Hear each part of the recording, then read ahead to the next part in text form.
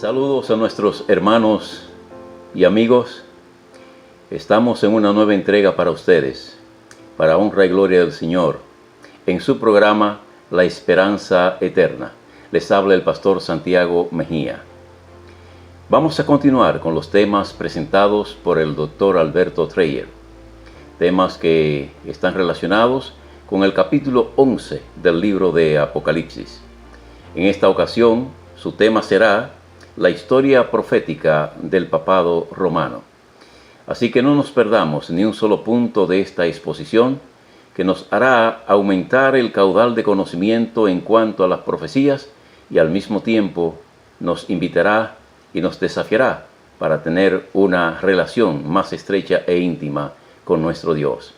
Así que vamos a tener unas palabras de oración para escuchar al doctor Alberto Dreyer en la exposición de la palabra. Oremos. Amante Padre que estás en los cielos, gracias por tu amor. Gracias por tus bendiciones. Te rogamos, oh Señor, que tu palabra cale lo más profundo de nuestros corazones, que tu Espíritu Santo se mueva en nuestra mente y corazón. Podamos de esta manera alabarte, glorificarte y mantener la esperanza gloriosa y bendita del encuentro contigo. Gracias por tu amor. En el nombre de Jesús. Amén. Amén.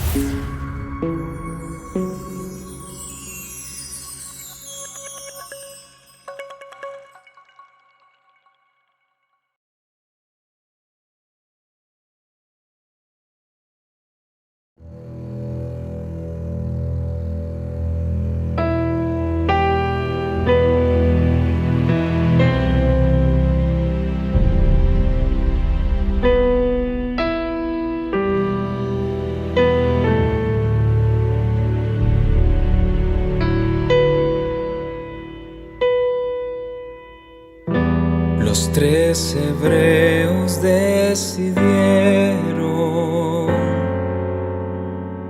el ser salvados o morir. Ante ellos una imagen de oro, el rey les ordenó servir. El Dios a quien servimos puede librar del fuego, del horno ardiente y de morir. Oh Rey, nos serviremos, no nos inclinaremos ni ante tus dioses ni ante ti. Ponte de pie ante esa imagen, no te arrodilles, ponte de pie.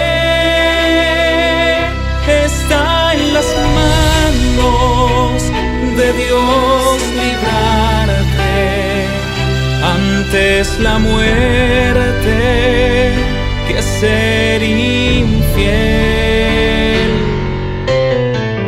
En este tiempo en que la fe se oscureció,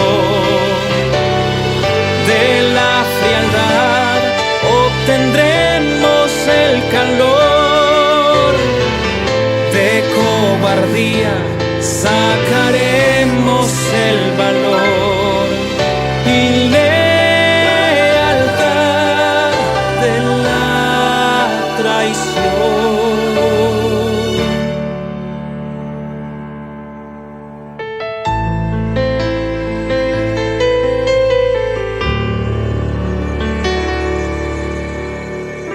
Cuando la religión de Cristo sea burlada sin temer, cuando desprecien sus palabras, cuando se rían de su ley, entonces nuestro celo tendrá que arder en fuego, por la verdad ponerse en pie. Cuando nos abandonen la mayoría, será probada nuestra fe. Ponte de pie ante esa imagen, no te arrodilles,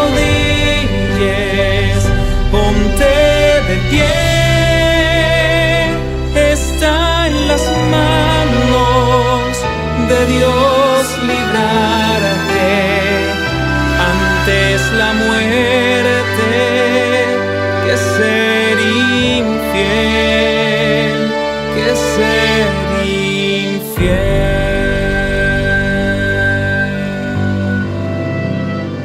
que ser infiel.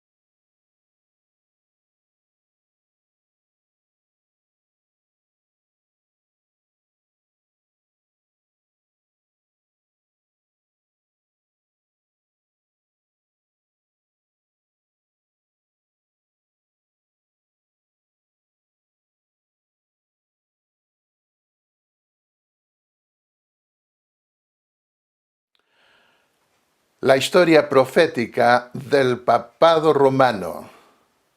Ese es el tema que vamos a considerar hoy, siguiendo la línea profética del capítulo 11 de Daniel.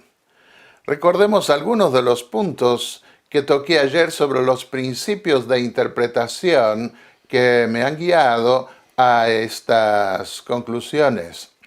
En primer lugar, nosotros tenemos que aceptar el valor trascendente de la palabra de Dios y la capacidad de Dios y su intención de revelar cosas muy lejanas en el futuro, lo que nos muestra con qué precisión Dios puede leer lo que va a suceder después.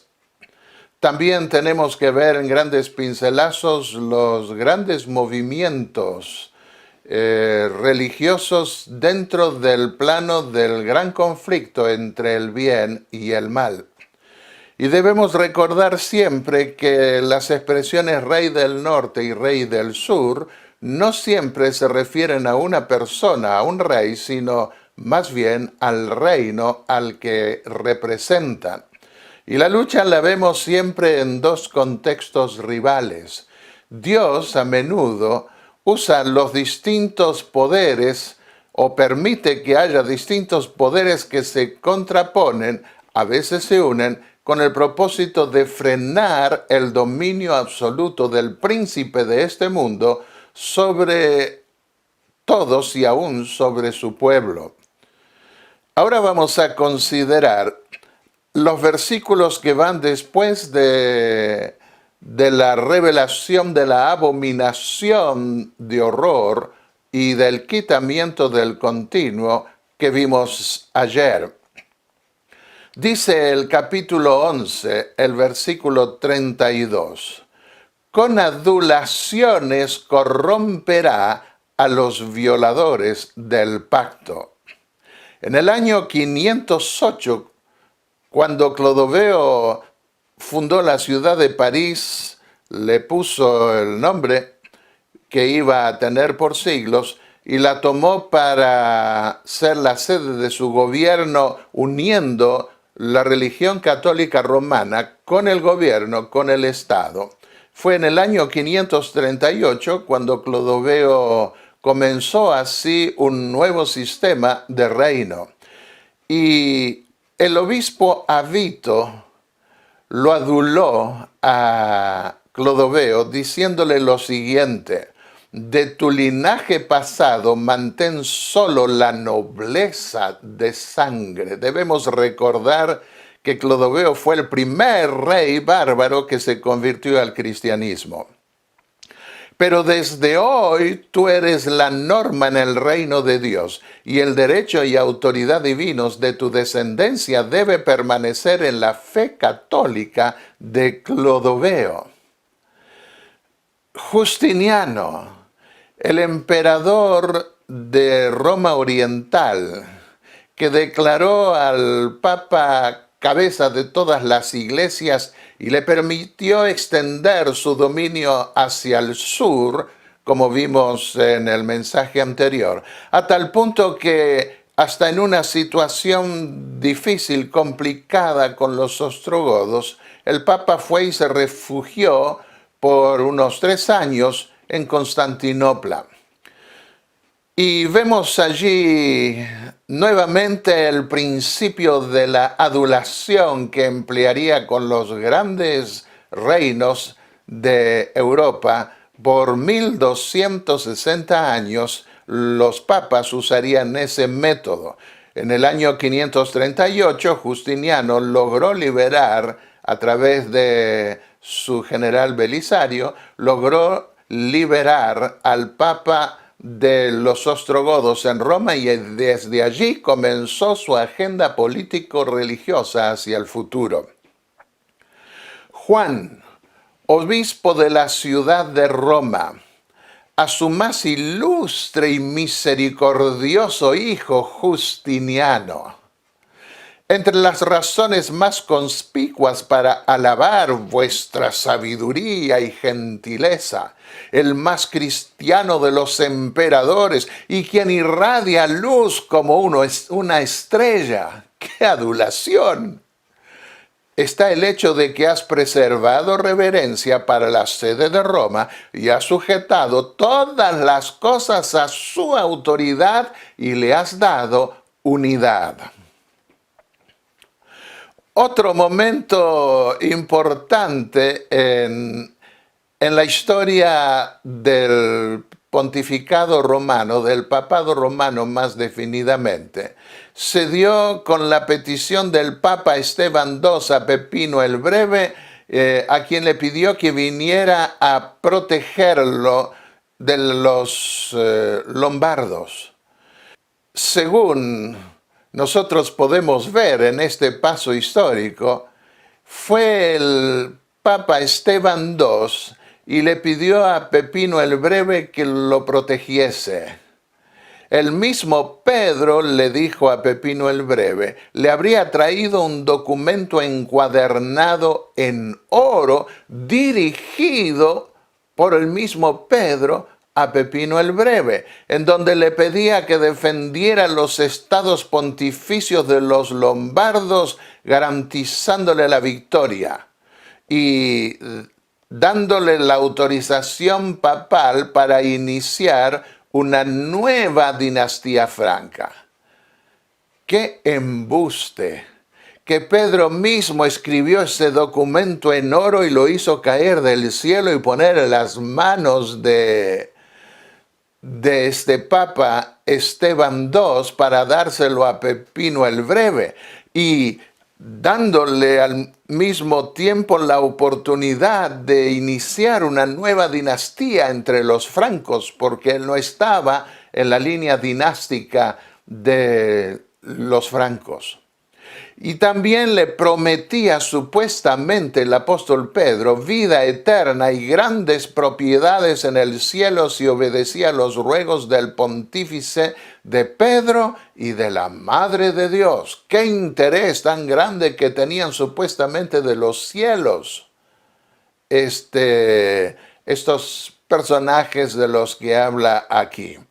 Y en esa carta de Pedro se declara al Papa Vicarius Filii Dei. Por ese título iba a haber masacres después, vicario del Hijo de Dios, que da el número 666 según las letras romanas, y que se aplicaron al papado, aunque con instrumentos o documentos falsos. Como resultado, Pepino el Breve le donó al Papa los estados pontificios sobre los cuales iba a reinar en Italia por más de un milenio. Pero sigue diciendo Daniel 11, versículos 32 y 33. Mas el pueblo que conoce a su Dios se esforzará y hará. Los sabios, sacal, entre el pueblo instruirán a muchos. Sin embargo, durante muchos días, símbolo de años, caerán a espada y a fuego en cautiverio y despojo. Y en el versículo 35 dice, también algunos de los sabios caerán. Aquí vemos otra conexión del capítulo 11 con Daniel 12 sobre eventos que debían darse antes del tiempo del fin. Los sabios, sacal, entenderán. Daniel 12:10. Y podemos ver también el versículo 3 de Daniel 12. La gran tribulación por muchos días o años, durante muchos días, dice, caerán a espada y a fuego en cautiverio y despojo. En Apocalipsis 6, 9 al 10 y 7, 14, dice, habla también de este periodo de gran tribulación. Y Daniel 12 habla de 1260 días, años, y en 1290 días o años, en Daniel 12, 11, más definidamente, Daniel 12, 6 al 9, lo anterior, y ustedes pueden leer en la pantalla otros pasajes más también en el Apocalipsis. En el quinto sello, no en el primero ni en el séptimo, en la Edad Media, vi debajo del altar, dice el apóstol Juan, las almas de los que habían sido muertos por la palabra de Dios y el testimonio que tenían. Torturas, hogueras, quemazones en público, todo esto se dio por cantidad de siglos, que fueron actos de los más crueles, fomentados justamente por aquellos que pretendían ser vicarios del Hijo de Dios, vicarios de Dios mismo.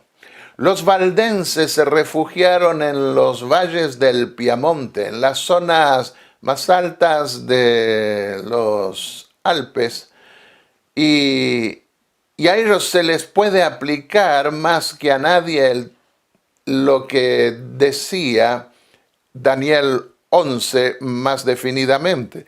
Mas el pueblo que conoce a su Dios se esforzará y hará. Valdenses. Valdenses significa gente de los valles.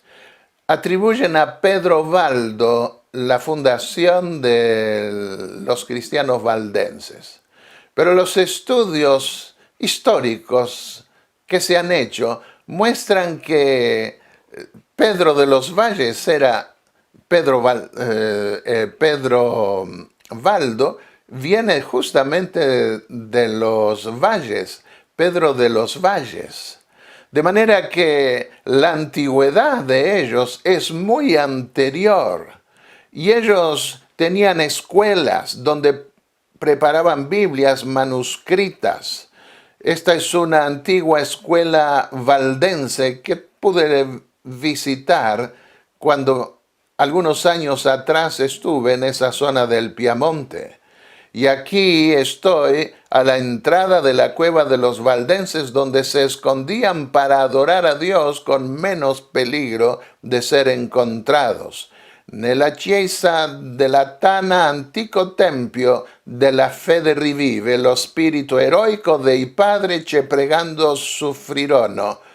morirono per la libertad y conciencia. Eso es lo que dice una placa recordando ese momento.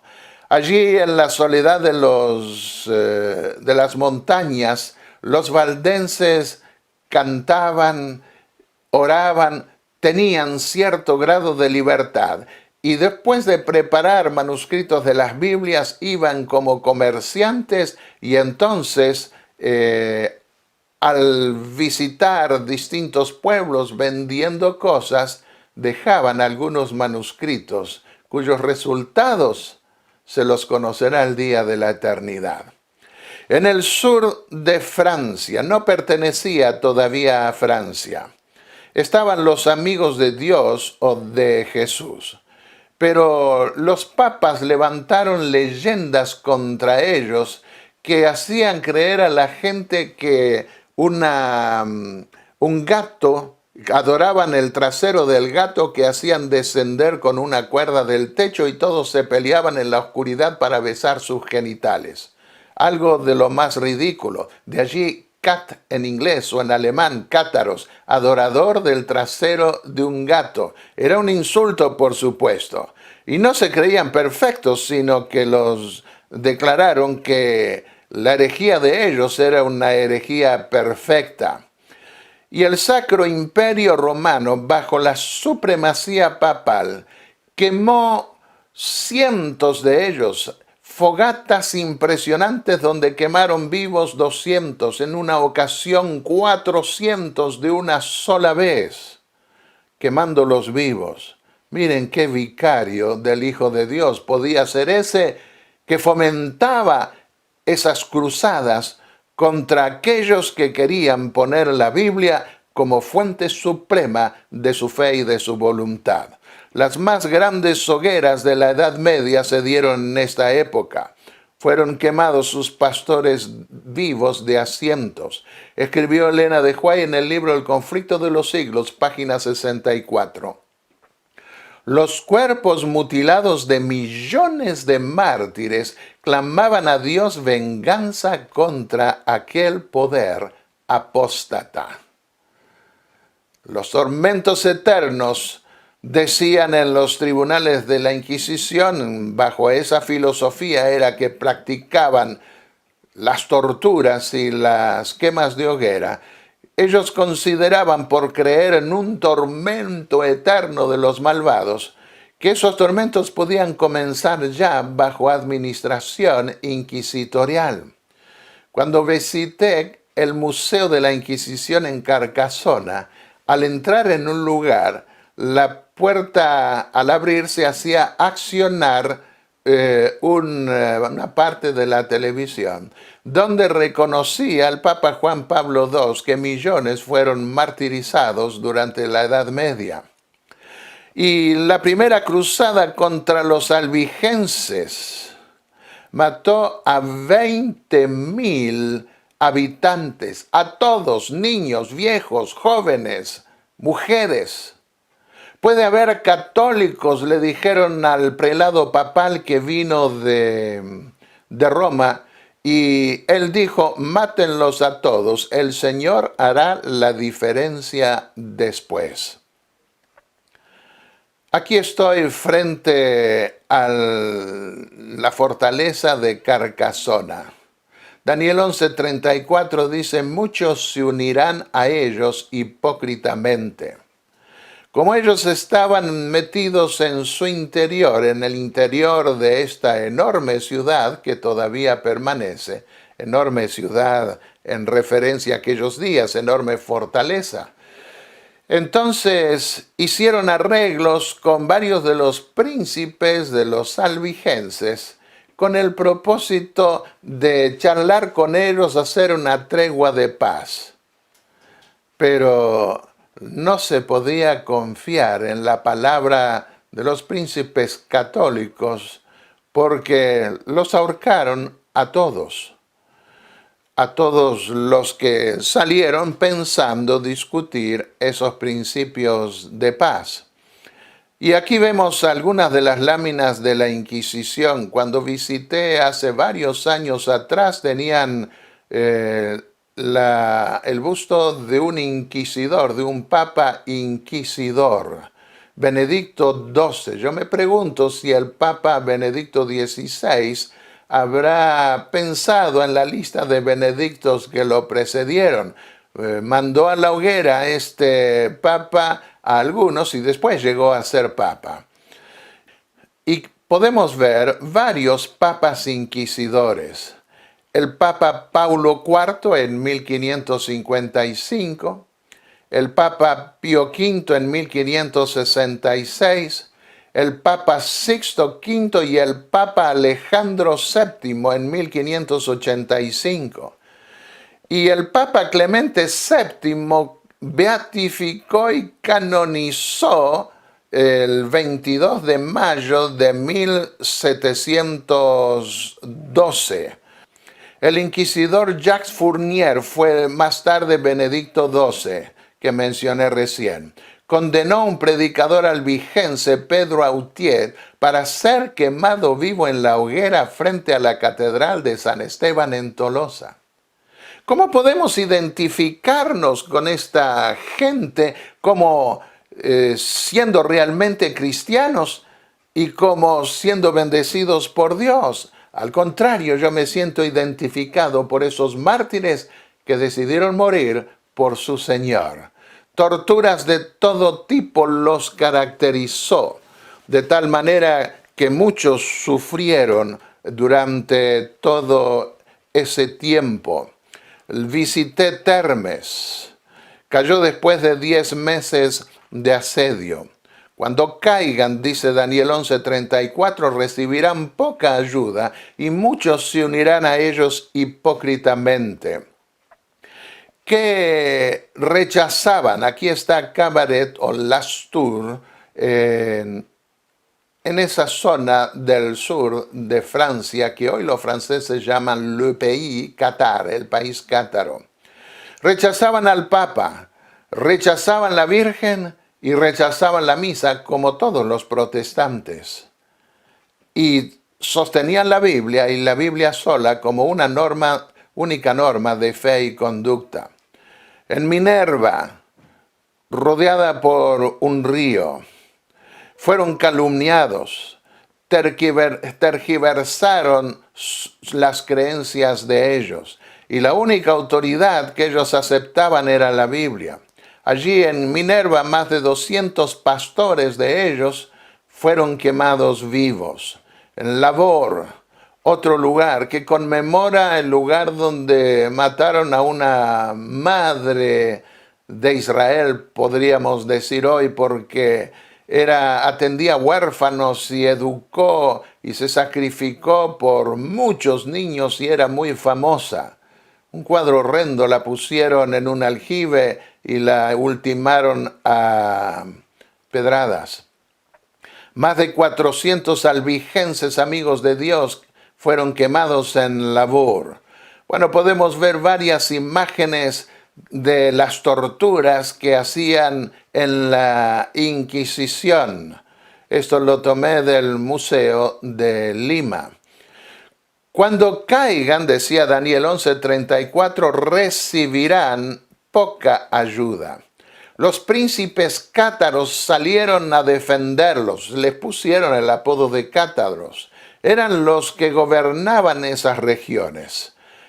Sin embargo, sus fuerzas no pudieron finalmente contra las cruzadas donde venía la peor cantidad de gente, miles pensando recibir las indulgencias que le permitirían recibir el perdón de todos sus pecados. Aquí está la muerte de Simón de Montfort cuando, defendiendo una de las ciudades de los albigenses en Tolosa, tiraron una piedra grande con una catapulta y le partieron la cabeza. Los príncipes de los albigenses defendieron a los albigenses, pero no pudieron porque sus fuerzas eran muy pocas.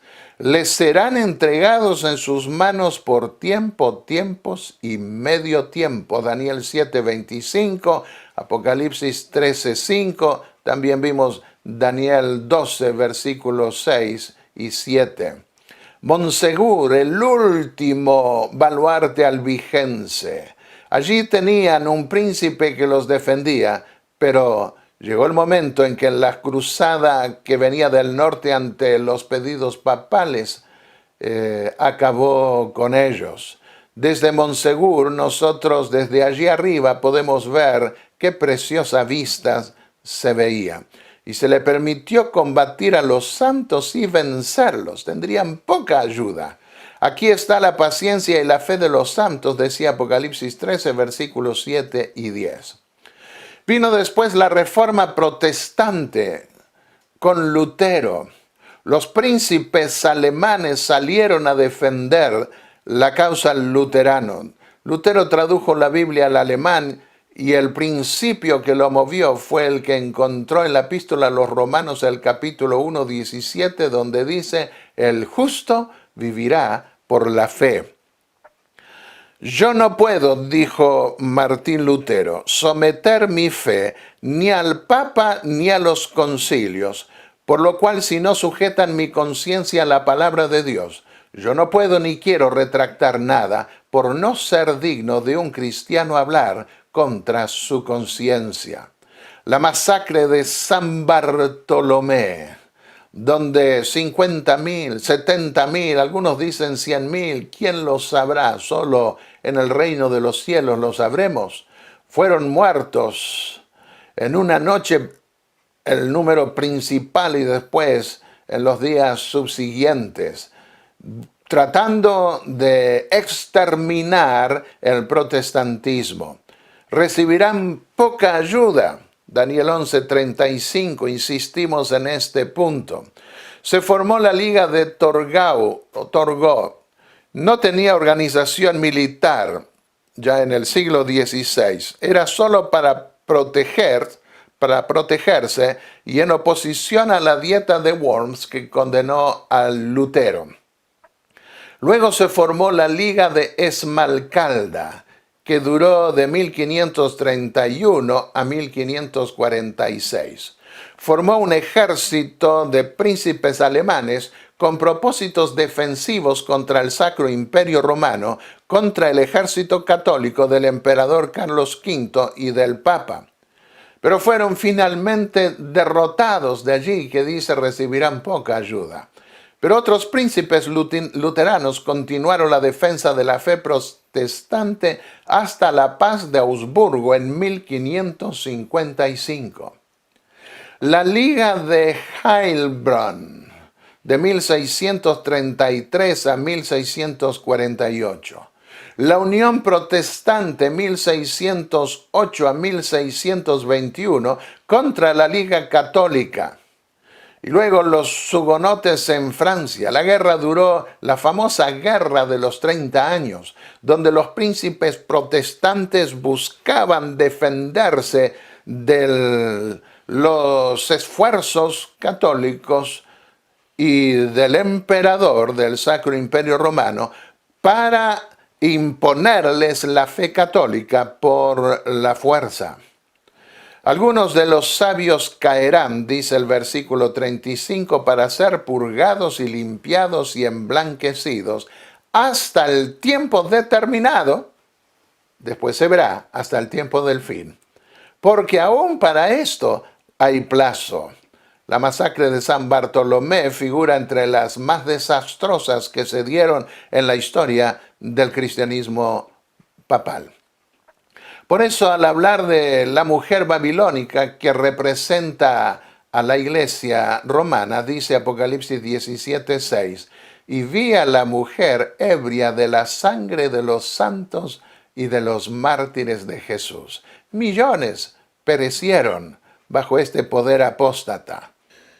En Apocalipsis 12:16 nosotros encontramos que la tierra ayudó a la mujer. La mujer representa en este caso a la iglesia pura perseguida. Y la tierra abrió su boca y tragó el río de persecución que el dragón había arrojado de su boca. Decía el pasaje de Daniel 11:35, recibirán poca ayuda. Y con el descubrimiento de un nuevo continente, muchos que eran perseguidos en Europa encontraron refugio en esa tierra que ahora se abría para adorar a Dios en plena libertad de conciencia. Los mártires del medioevo. La persecución templa el carácter cristiano, quita la escoria para que reluzca el oro puro. De allí que dice que muchos caerán, de los que caerán serán refinados, emblanquecidos por la sangre del Cordero. El vencedor, dice Apocalipsis 3:5, será vestido de vestiduras blancas, y no borraré su nombre del libro de la vida, y reconoceré su nombre delante de mi Padre y delante de sus ángeles. Hasta el tiempo del fin. Otra vez vemos ubicado este periodo de tribulación dentro del período medieval, anterior al tiempo del fin. Algunos de los sabios caerán para ser refinados y limpiados y emblanquecidos hasta el tiempo determinado, es decir, hasta el tiempo del fin, porque aún para esto hay plazo. Y después Juan vio a estos mártires del medioevo, junto con la gran multitud de los héroes de Dios a través de todos los siglos. Esa gran multitud estaba vestida de ropas blancas, Apocalipsis 7:9, frente al trono de Dios. Y algunos de los sabios caerán, lo vimos. Muchos serán purificados, dice Daniel 12:10, emblanquecidos y refinados. Así que acá vemos que la gran tribulación medieval hasta el tiempo del fin se explica, se amplía en Daniel en esa última sección, no como algo que va a suceder de hoy en adelante hacia el futuro, sino como algo que ocurrió en el pasado. Los impíos procederán impíamente, ninguno de los impíos comprenderá, pero los entendidos comprenderán. Mateo 24:29, Jesús dijo, inmediatamente después de la tribulación de esos días, el sol se oscurecerá, la luna no dará su luz, las estrellas caerán del cielo y las potencias de los cielos serán sacudidas. Una señal del comienzo del tiempo del fin. Aún para esto hay plazo, 1260, 1290 días. Ambas fechas culminan en 1798, según lo hemos visto en otros temas. Versículo 36. El rey hará a su voluntad y se ensoberbecerá y se engrandecerá sobre todo Dios, en hebreo, sobre todo Dios, y hablará cosas pasmosas sobre el Dios de los dioses, por encima, poniéndose encima del verdadero Dios, y prosperará hasta que sea consumada la ira, porque lo que está determinado se cumplirá, hasta que sea consumada la ira, es decir, hasta que se dé el golpe de muerte al poder político de la autoridad papal, como ocurrió en 1798. Daniel 7:9 decía, al hablar de ese cuerno que le sale a la bestia que representa a Roma, y los cuernos de un animal representan reinos en esas visiones de Daniel, Dice, en este cuerno había ojos como ojos de hombre y una boca que hablaba grandezas, blasfemias. Lo vemos repetido en Apocalipsis 13, 5 al 7. Capítulo 7, versículo 11 de Daniel. Las grandes palabras que hablaba el cuerno.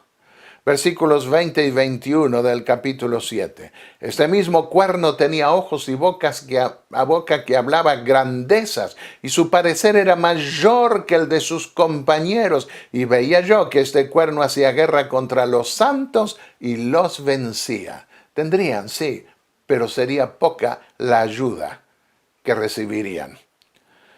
Hablará palabras contra el Altísimo, Daniel 7:25, y a los santos del Altísimo quebrantará, y pensará en mudar los tiempos y la ley, y le serán entregados en su mano hasta tiempo y tiempos y el medio tiempo. Todos los periodos proféticos se dan en la Edad Media, antes del comienzo del tiempo del fin. Su parecer, decía Daniel 7, 20 y 21, era mayor que el de sus compañeros. Sus compañeros eran los reinos de Europa y el pontificado romano, el papado romano, sentía que estaba arriba de ellos. Según lo que vemos en las profecías, el anticristo provendría de Roma. El cuerno proviene de la cabeza de la bestia que representa a Roma. En segundo lugar, según el apóstol Pablo, 2 Tesalonicenses 2, versículos 4 al 7, se sienta en el templo de Dios, la iglesia, haciéndose pasar por Dios. Y eso ocurriría después que cayesen los emperadores, y eso ocurrió en la historia cuando los papas sucedieron a los césares. Antes del tiempo del fin, encontramos otra declaración también. Dice, el rey hará su voluntad y se ensoberbecerá y se engrandecerá sobre todo Dios y hablará cosas increíbles, asombrosas, pasmosas sobre el Dios de los dioses. Pelé es el término que emplea para hablar de pasmosas, asombrosas, increíbles. Luego vemos Daniel 8, 25 y 26, el último de ese enlace terminológico en relación con el término Pelé. Cuando se completen los rebeldes, se levantará un rey altivo de rostro y entendido en enigmas.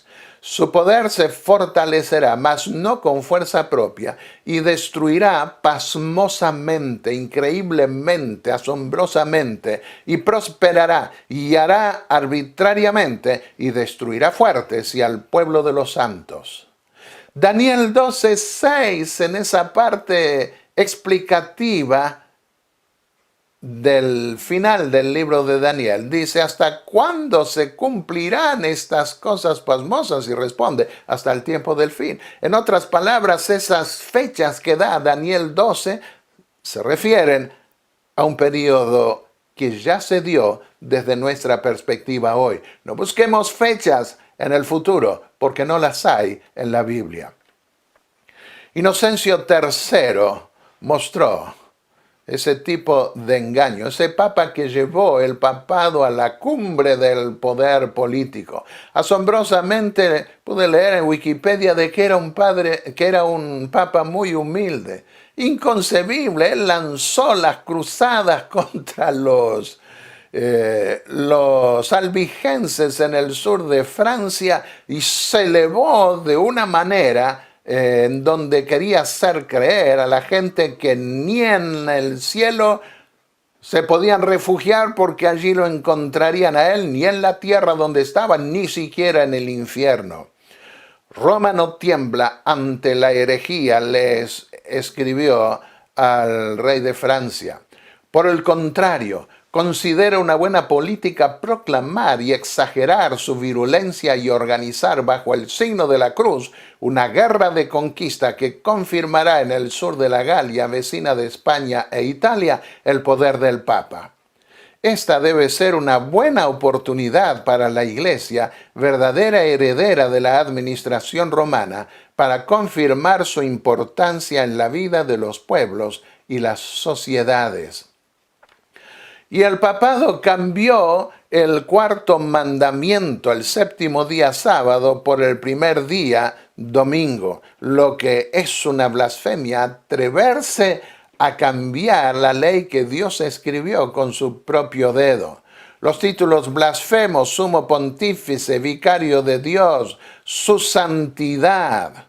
No se trata de gente de afuera como los budistas, los musulmanes, no. Se daría en medio del cristianismo ese anticristo apocalíptico. Santo Padre, qué título blasfemo. Otra blasfemia. Pretender perdonar pecados. Cuando Jesús perdonó los pecados al paralítico, dijeron, ¿por qué habla este hombre así? Está blasfemando. ¿Quién puede perdonar pecados sino solo Dios? Ahora yo les pregunto, ¿podía el Hijo de Dios perdonar pecados? Sí, lo hizo. ¿Por qué? Porque era Dios. Si no hubiera sido blasfemo. Dijo el rey Salomón al inaugurar su templo, perdona y obra, porque solo tú conoces el corazón de todos los hombres. Solo Dios puede perdonar los pecados. Para Wycliffe, Juan Wycliffe, el gran reformador inglés de la prerreforma en el siglo XIV, como lucero de la reforma, para él la misa era la abominación más grande del papado romano, porque pretendía como ser humano crear a Dios, es decir, la sangre, transformar el vino en sangre literal del Hijo de Dios, y el pan en carne real del Hijo de Dios, y volverlo a sacrificar cada domingo en la misa. Impusieron el domingo como día de culto. Una carta de Cristo habría sido arrojada de Cristo mismo, que cayó en la tumba de San Pedro, se abrió la tumba, hubo grandes terremotos, y esa carta habría sido supuestamente escrita con su propia sangre. Gregoire de Tours fue el más grande inventor de cuentos sobre maldiciones, este monje, sobre maldiciones por violar el domingo. E impusieron el domingo por varios concilios que no tenemos tiempo de considerar hoy.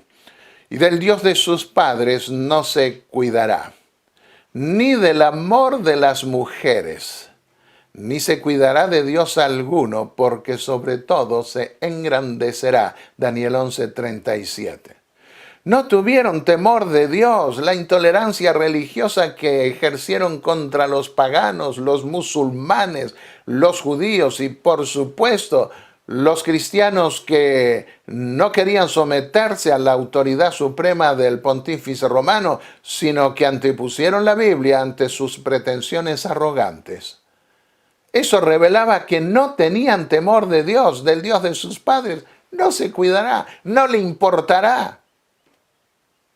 No se cuidará ni del amor de las mujeres, dice. Aquí podemos ver el celibato católico obligatorio. Algunos han querido decir que no se cuidará de aquel a quien las mujeres iban a querer dar a luz, porque muchas mujeres en Israel soñaban con ser la madre del Mesías futuro, según la profecía de Isaías. Me parece un poco forzada esta interpretación, pero si a alguno le sirve, adelante. Lo que creo que aquí se está recibiendo es al celibato católico, y del cual habla también el apóstol Pablo en una de sus cartas, donde dice que prohibirán casarse. No se cuidarán ni del amor de las mujeres. Vemos un autoengrandecimiento en el versículo 37 mediante un culto idolátrico, lo que percibimos en otras partes de las visiones de Daniel y también del Apocalipsis. Dice el versículo 36, se ensoberbecerá y se engrandecerá sobre todo Dios y sobre el Dios de los dioses. no tendrá temor de Dios, hablará cosas increíbles o pasmosas. El versículo 37, del Dios de sus padres no se cuidará, ni de Dios alguno, porque sobre todo se engrandecerá.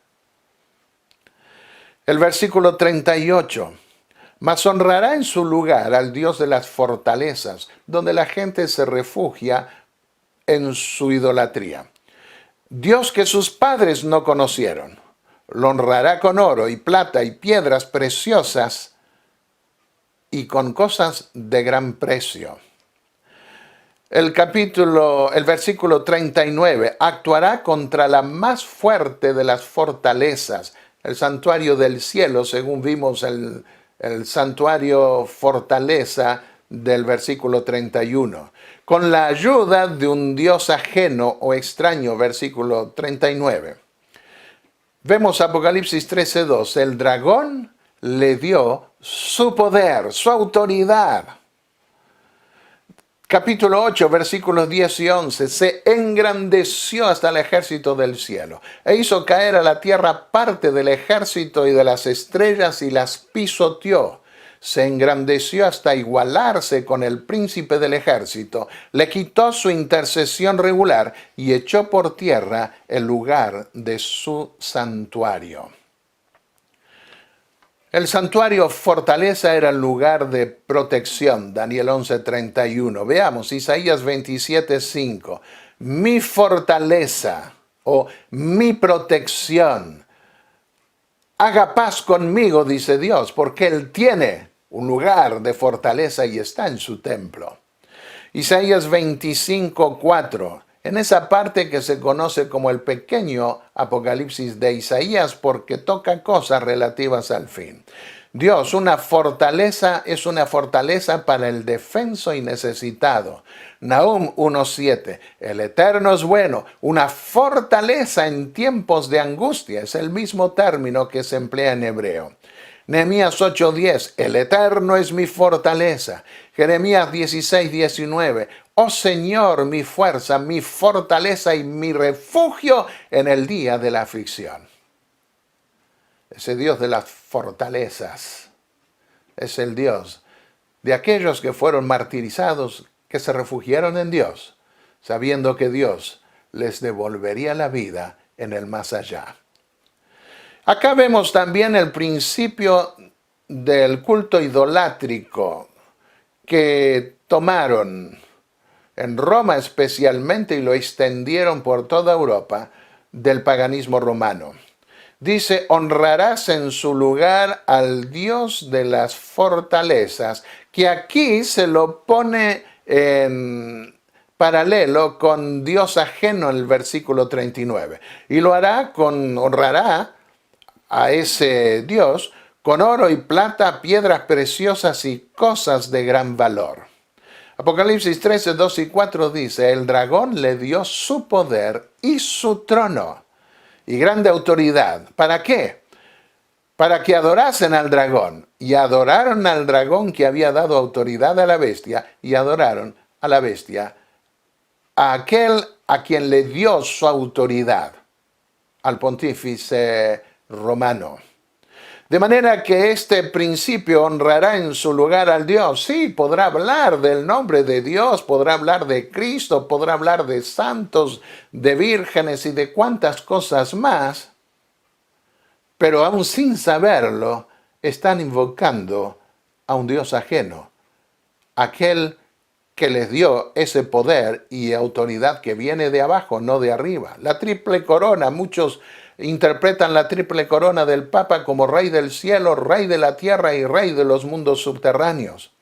El nuevo catecismo romano, el concilio ecuménico en Niza en el 787, justificó la adoración de imágenes sagradas, pasando otra vez por encima de la ley de Dios. La gente busca protección en falsos santuarios.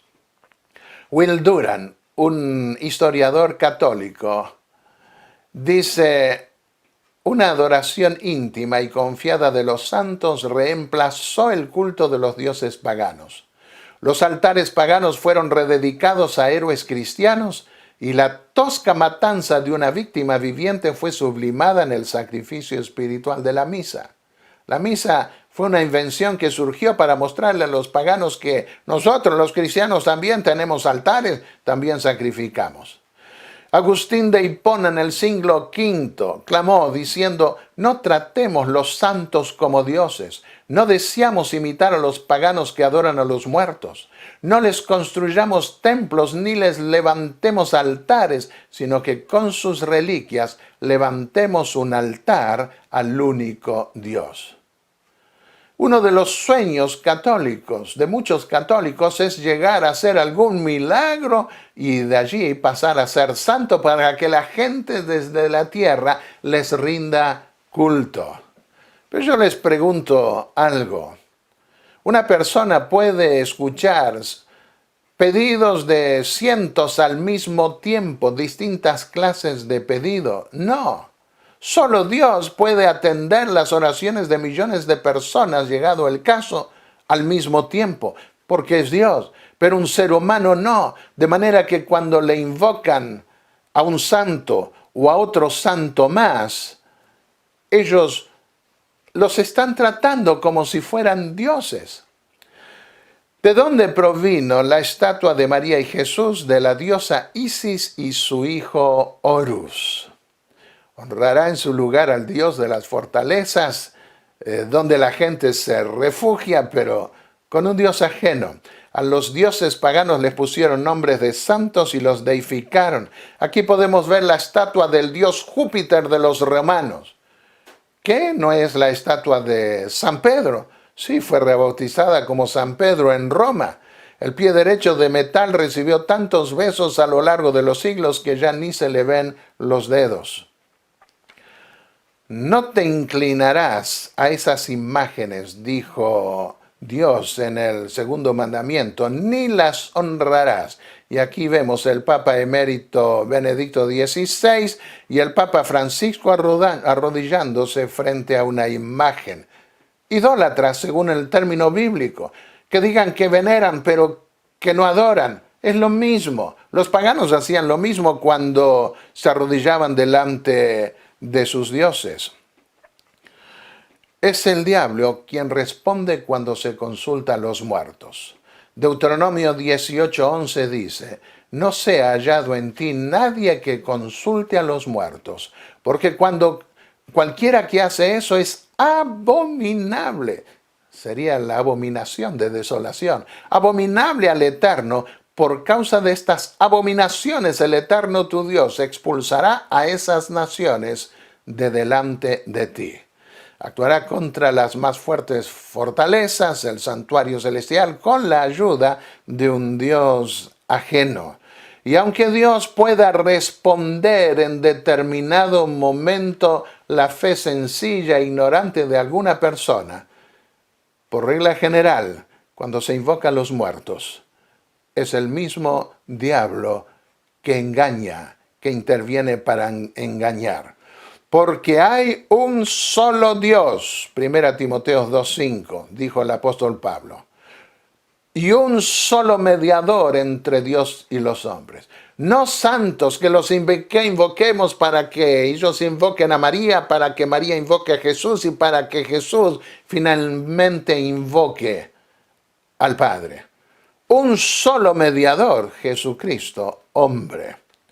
A los que lo reconozcan colmará de honores, los hará gobernar sobre muchos y repartirá la tierra por precio.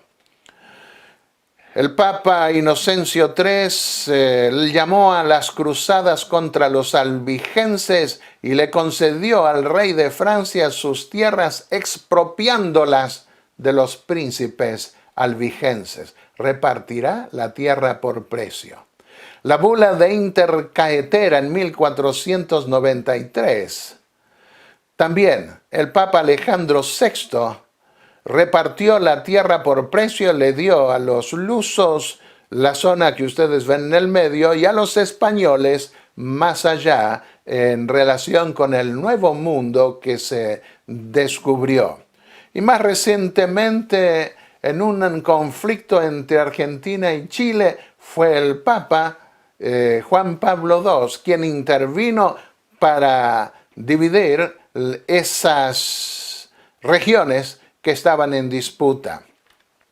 La política papal fue siempre hacer convenios de mutua conveniencia con los diferentes reinos del mundo hasta hoy. Dice el versículo 39, a los que lo reconozcan colmará de honores, los hará gobernar sobre muchos y repartirá la tierra por precio. Pero llegó finalmente el día de la retribución, y eso lo veremos en el siguiente tema, en el comienzo del fin. En la Revolución Francesa, cuando se le quitó esa soberbia, ese honor, llevando prisionero al Papa, que murió en el destierro. Y desde entonces se pregonó la libertad. Ya Lutero y otros más habían reclamado en el protestantismo la libertad de conciencia, pero ahora viene una liberación secular. Se da en el tiempo del fin. Entre los cátaros estaban los trovadores, y una canción decía, cada 700 años renacerá el laurel. Pensando en la libertad que habían disfrutado, pero que se las quitaron con esas cruzadas papales. Y vino la Revolución Francesa, pero esa liberación no es la liberación que esperamos. Esperamos la liberación del más allá. Algunos de los sabios caerán para ser refinados, limpiados y emblanquecidos hasta el tiempo del fin, porque el tiempo señalado se cumplirá. Jesús dijo en Apocalipsis 3, 4 y 5, andarán conmigo en vestiduras blancas, porque son dignos. El vencedor será vestido de vestiduras blancas, y no borraré su nombre del libro de la vida, y reconoceré su nombre delante de mi Padre y delante de sus ángeles. Queridos amigos, qué cuadro tan horrendo, pero al mismo tiempo qué esperanza que podemos tener. Juan vio a aquellos que sufrieron, que estaban más cerca del trono de Dios, vestidos de ropas blancas, no quejándose por lo que les tocó padecer, sino agradeciendo a Dios y alabando a Dios, reconociendo que fue demasiado poco lo que sufrieron por obtener esa recompensa eterna. Si tú quieres, puedes también ser salvo. Si tú quieres, puedes obtener también la vida eterna y participar de las glorias inmarcesibles que durarán por toda la eternidad.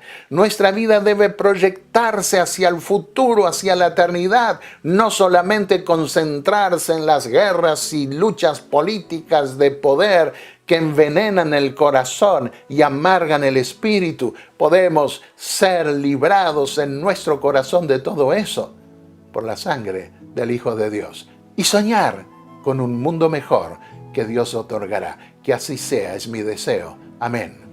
Oremos. Padre y Dios Santo que estás en los cielos, gracias Señor por tu amor, porque en tu gran misericordia, en medio de las luchas y problemas que tenemos, tú nos das tu espíritu, el ministerio de tus ángeles que nos cuidan y nos guardan, y nos permite soñar con un mundo mejor. Ayúdanos a mantenernos firmes hasta ese día glorioso, cuando tú vendrás a buscar a tu pueblo. Los muertos fieles a ti resucitarán, y tus hijos entraremos en tu reino para siempre. En el nombre de Jesús.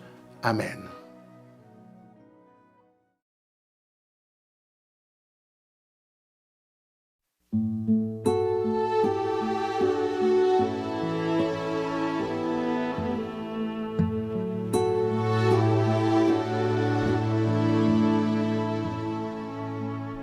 Vengan los que estáis cansados, yo os haré descansar. Los que llevan grandes cargas, yo os haré descansar.